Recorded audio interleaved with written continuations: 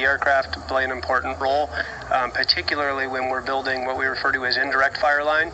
And in this case today, because the wind did subside, we were able to get a significant number of aircraft in the air.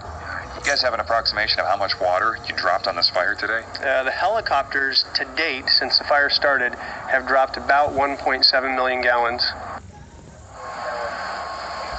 According to fire investigators, they've now determined the Thomas fire began at two separate locations and then merged together into the monster you're seeing right now live on TV.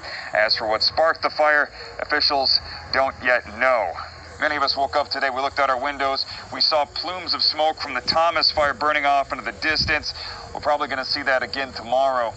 These massive flames you see right here, sadly, there's a number of homes, I'd say a couple of dozen, in the path from where those flames are. The flames are moving towards those houses right now.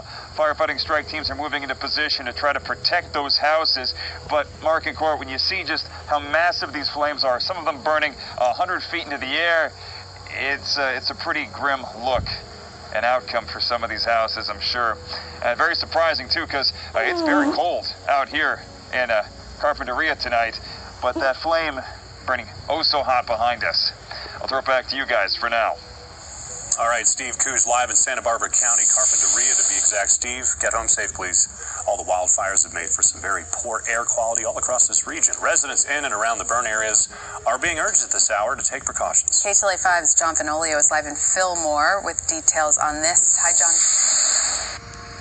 Court and Mark, good evening to you. We are now in our sixth day of wind-driven wildfires burning across Southern California. You can actually see a fire crew behind me here providing structure protection because, take a look at the hills above us right there. That is the Thomas fire burning out of control at this hour. This blaze alone is twice the size of the city of Atlanta.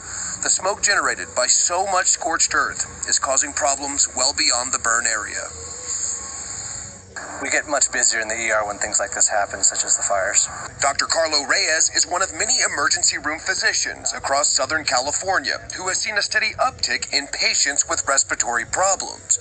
He says blame it on smoke and other toxic chemicals blowing into areas not touched by flames. But you won't necessarily see it, but you'll feel it. At the end of the day, you'll be coughing more, you'll be wheezing more, and then that causes kind of a long-lasting inflammation, and it could lead to infection as well. Areas of concern in Los Angeles County include the San Fernando Valley, Sylmar, and Lakeview Terrace. Smoke also affecting coastal areas such as Ventura, Oxnard, Santa Monica, and Malibu, just to name a few.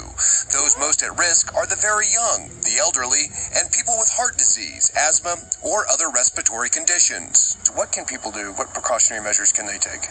The easiest thing is staying away from the outdoors. Things that you can do, especially whether you're in your car or at your home, make sure you're trying to recirculate the air that's in your house and not bringing air in from the outside. Don't exercise outdoors. If you smoke, don't smoke.